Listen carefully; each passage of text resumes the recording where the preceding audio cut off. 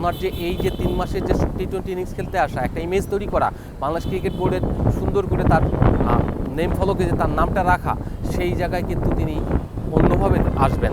নামটা থাকবে কিন্তু মানুষের কাছে উপস্থাপিত হবেন অন্যভাবে। টি-20 ইনিংসের তার মন ভরেনি, তিনি চাচ্ছেন টেস্ট খেলে যদি বাংলাদেশের ক্রিকেটের জন্য কিছু অবদান রাখা যায়। দর্শক, সমকালের ফেসবুক পেজ এবং ইউটিউব চ্যানেলে আপনাদেরকে স্বাগত। আমি সিকান্দার আলী সংযুক্ত হয়েছি ক্রিকেটের সর্বশেষ আপডেট এবং বিশ্লেষণ নিয়ে। আপনারা ইতিমধ্যে অনেক ধরনের খবরই পেয়েছেন, কিন্তু গত 2-1 দিনের মধ্যে নিশ্চয়ই একটা নিউজ দেখেছেন বা ইন্টারভিউ দেখেছেন, যেখানে বাংলাদেশ ক্রিকেট বোর্ডের সভাপতি আমিনুল ইসলাম বুলবুল বলেছেন তিনি ভবিষ্যতেও সভাপতি হতে চান।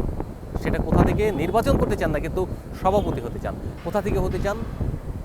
জাতীয় ক্রীড়া পরিষদের যে কোটা রয়েছে, যেভাবে তিনি এসেছেন সেইভাবেই পরবর্তীতে আরও এক মেয়াদে, দীর্ঘমেয়াদে সভাপতি হতে চান।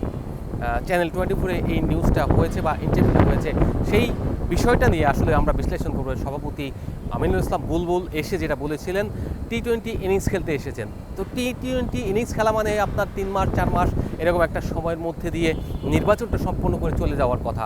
তিনি সেই জায়গা থেকে কিন্তু অতি সত্বর, মানে অতি দ্রুত আপনার যে পরিবর্তন, সময়ের সঙ্গে সঙ্গে নিজেকে অন্যভাবে মানিয়ে নেওয়ার চেষ্টা এবং চিন্তা, এই চিন্তা চেতনা, এই যে আপনার বাংলাদেশের ক্রিকেটে স্থিত হওয়া, স্থির হওয়া, এই যে চেতনা বা চাওয়া, সেটা কিন্তু আপনার একটা বড় রকমের ক্যাওয়াস তৈরি করতে পারে ইন ফিউচারে। কেন ক্যাওয়াস তৈরি করতে পারে সেটা যদি আমরা একবার ভেবে দেখি, তাহলে আপনারা কিন্তু এটা সমাধান দিতে পারবেন। কিভাবে? আপনি দেখুন, বিসিবি সভাপতি এর আগে যিনি ছিলেন ফারুক আহমেদ, তাকে নিয়োগ দেওয়া হয়েছিল এই অন্তর্বর্তী সময়ের জন্য, অর্থাৎ তিনি নির্বাচন করে, এখানে নির্বাচন দিয়ে সম্পূর্ণ করে অন্যদেরকে বোর্ডে বসিয়ে চলে যাবেন। কিন্তু সেই জায়গা থেকে তিনি যখন নিজে ইলেকশন করতে চাইলেন, তখনই কিন্তু একটা ক্যাওয়াস তৈরি হলো এবং অন্যরা অনাস্থা আনলো। তার পরবর্তীতে ফারুককে চলে যেতে হলো, জাতীয় ক্রীড়া পরিষদ তাকে সরিয়ে দিলেন। সেই জায়গায় আসলেন আমিনুল ইসলাম বুলবুল। তিনি এসেই বললেন টি-20 ইনিংস খেলতে এসেছেন, তিনি ট্রিপল সেঞ্চুরির একটা তত্ত্ব নিয়ে আসছেন, সেই তত্ত্ব ইমপ্লিমেন্ট করতে যাচ্ছেন। সেই ইমপ্লিমেন্ট করতে গিয়ে তিনি প্রান্তিক লেভেলে কিছু কাজ করারও প্ল্যান করেছেন, কিন্তু সেই কাজগুলো তো আর একদিন দুদিনে হয় না। তিনি হয়তো এখন ভীষণ লম্বা করছেন, দীর্ঘ ভীষণে কাজ করার প্ল্যান করছেন, যেটা টি-20 ইনিংসের জায়গায় তিনি এখন টেস্ট খেলতে চাচ্ছেন। অর্থাৎ টি-20 ইনিংসের তার মন ভরেনি, তিনি চাচ্ছেন টেস্ট খেলে যদি বাংলাদেশের ক্রিকেটের জন্য কিছু অবদান রাখা যায়। কিন্তু অন্যরা কি মেনে নেবে?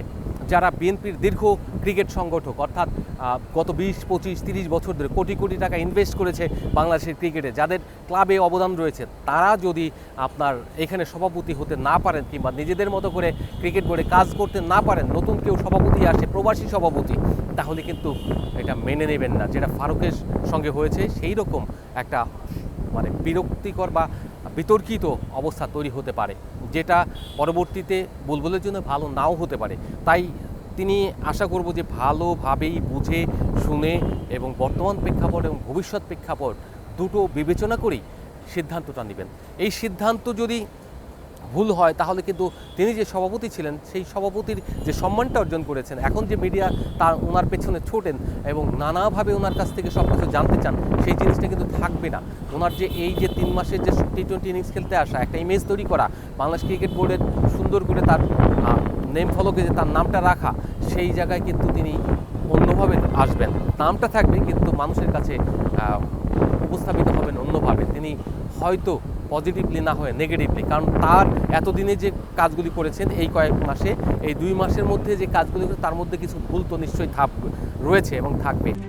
RICL TMX, যুগের পর যুগ স্থাপনা থাকে মজবুত। এবং বর্তমান পরিচালকরা তাকে যেভাবে ওনাকে সম্মান দিচ্ছে এবং সহযোগিতা করছেন, সেই সহযোগিতার পরিমাণও কিন্তু থাকবে না। আস্তে আস্তে সেগুলি কমে আসবে, সমস্যা ক্রিয়েট করবে, বুলবুলের এগেনস্টে যাবে, পেছন দিয়ে অনেক ইনফরমেশন চলে আসবে, এইগুলো মিডিয়াতে আসবে, পরবর্তীতে বিতর্কিত হবেন এবং তাকে শেষ পর্যন্ত বাংলাদেশ ছেড়ে চলে যেতে হবে। আইসিসিতে তিনি চাকরি করেন, অস্ট্রেলিয়াতে থাকেন, তো সেই জায়গাগুলোকে তো তার জন্য খুব পরবর্তীতে আনসার্টেন জায়গায় পরিণত হতে পারে।